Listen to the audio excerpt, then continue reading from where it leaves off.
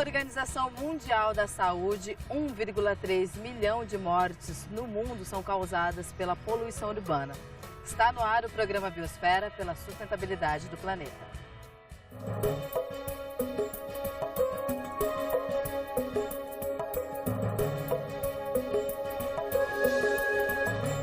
Para nos ajudar a entender os motivos deste número tão alto e também as consequências que a poluição urbana causa, nós vamos conversar com o médico, especialista em poluição atmosférica e professor da Faculdade de Medicina da Universidade de São Paulo, Dr. Paulo Saldiva. Tudo bem? Tudo bom, prazer falar com você. Muito obrigada por nos receber novamente aqui na Faculdade de Medicina da USP. Sempre um prazer. Doutor, os números são alarmantes. 1,3 milhão só no mundo. Em São Paulo a gente tem 4 mil mortes por ano. Veja, essa estimativa ela vai aumentar se a gente mantiver o mesmo estado das coisas, né? A gente prevê que para 2050, se nada for feito, nós vamos estar perdendo mais ou menos 4 a 5 milhões de pessoas no mundo. Enquanto que malária e diarreia, que eram os grandes problemas de mortalidade por causa do ambiente, estão caindo, felizmente, a poluição está aumentando, porque mais gente está vindo para as grandes cidades. E nas cidades menos desenvolvidas, você tem uma estrutura de transporte coletivo ruim, baixa tecnologia, você gera eletricidade a partir de carvão com baixa tecnologia. Então, onde que a coisa vai pegar? Nas cidades da América Latina, da África, do Oriente Médio e da Ásia. Ou seja, tem uma coisa comum aí entre esses lugares, pobreza. Que é a questão da pobreza. Pobreza. Por quê? Essas populações, essas regiões mais pobres são as mais afetadas? Porque a gente é iludido pelo fato que tem que crescer a qualquer custo. Você vai ver, os países mais desenvolvidos, eles consomem muita energia. O consumo a emissão de gás de efeito estufa é muito maior nos países. Por exemplo, o nova-iorquino gasta 6 vezes mais energia do que um paulistano para viver. Só que ele respira metade da poluição do paulistano. Por quê? O processo de produção de energia deles é mais limpo, eles investiram mais em tecnologia. Então isso é interessante porque às vezes as mesmas companhias que são multinacionais têm padrões de produção distintas a depender de onde estão no mundo. É isso que eu chamo de racismo ambiental. A vulnerabilidade da população é altamente influenciada pelo local de moradia, distância entre a residência e o endereço de trabalho, modal de transporte, idade, sexo, doenças pré-existentes, nível socioeconômico e genética. O próprio fato de você estar parado no trânsito faz que você receba uma dose maior, a concentração lá é maior do que aqui. E eu fico cada vez mais tempo lá.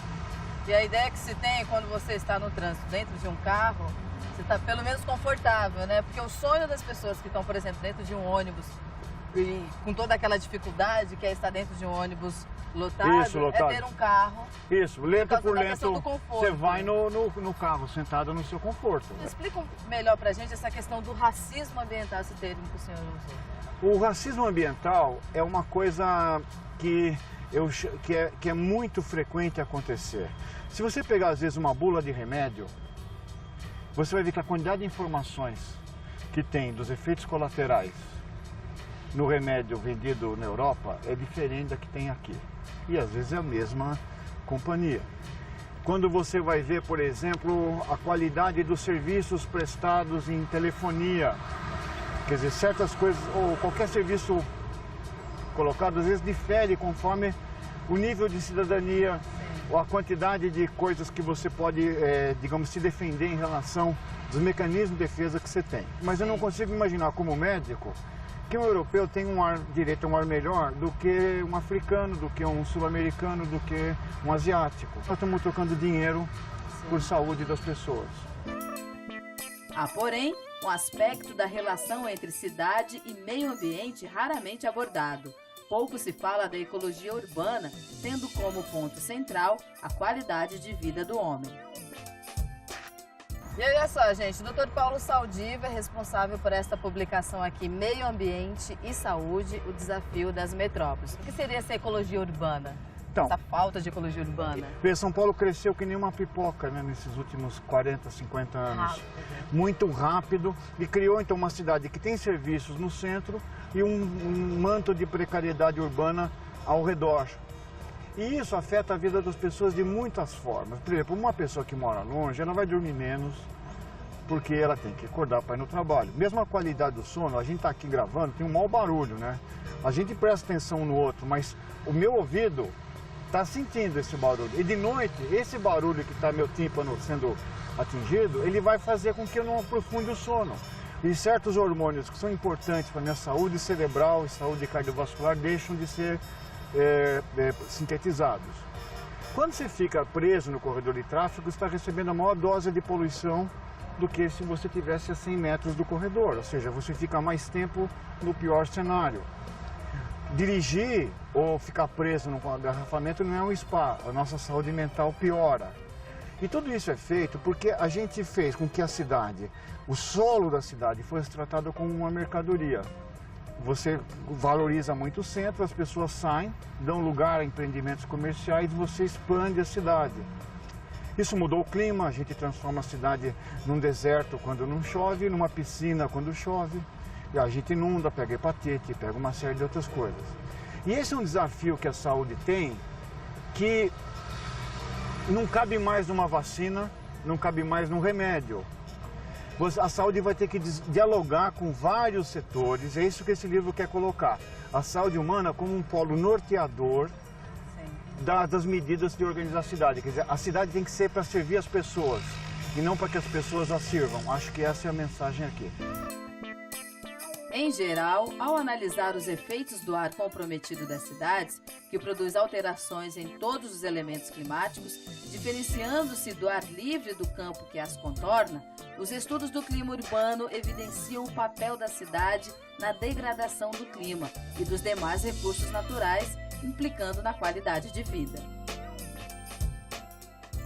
A poluição é o mal desse século que a gente vive hoje? Eu acho que a poluição local e as mudanças... Porque ela é silenciosa, ninguém percebe. Por exemplo, um acidente de carro, as pessoas percebem, é noticiado e tal. Agora, a poluição em si, ela não... Morre mais ou menos 3 vezes mais gente de poluição do que de acidente. Só que a poluição é que nem o cigarro. Você não tem febre quando fuma um cigarro, ou você não tem sintomas quando você come uma comida gordurosa. Mas você sabe que se você mantiver isso durante muito tempo, você vai ter um prejuízo longo à saúde. A poluição é muito menos do que o cigarro. Só que tem o seguinte, hoje menos de 20% dos paulistanos fumam, enquanto 100% da população respira a poluição. Bebês, gestantes, pessoas que têm asma, idosos, indivíduos com cardiopatias. Então isso significa que a poluição, embora seja um risco menor, como está todo mundo respirando, nós vamos ter um número grande de pessoas afetadas. Essa é a tragédia da poluição. Sob o aspecto social, a preferência pelo transporte individual cria e intensifica os congestionamentos nas cidades, desperdiça tempo e combustível e aumenta o desgaste dos veículos. E os carros hoje? Muitos especialistas apontam como grande problema. O carro em si não é o problema, é o uso intensivo do carro que é o problema. Você, por exemplo, na Alemanha, você tem um número de veículos por habitante é maior que no Brasil. Mas ninguém vai levar 1000 quilos de lata junto para onde vai, porque você tem as alternativas. Padaria, né? Ninguém vai à padaria, ou então você vai usar. Porque você acredita que o transporte coletivo é mais limpo, mais eficiente e mais rápido. Uma das características das grandes aglomerações humanas é que as condições climáticas de uma área urbana são significativamente diferentes daquelas encontradas nas zonas rurais circundantes. A essas alterações que consideram o espaço físico natural e a cidade como fato social, denominou-se clima urbano. Doutor Paulo, a gente vai para um breve intervalo, a gente continua falando sobre essa questão de meio ambiente, saúde, tudo que acontece na cidade, como que a gente pode melhorar a qualidade de vida nos centros urbanos. E você deve participar, porque o espaço é seu. Biosfera@boavontade.com. Já voltamos.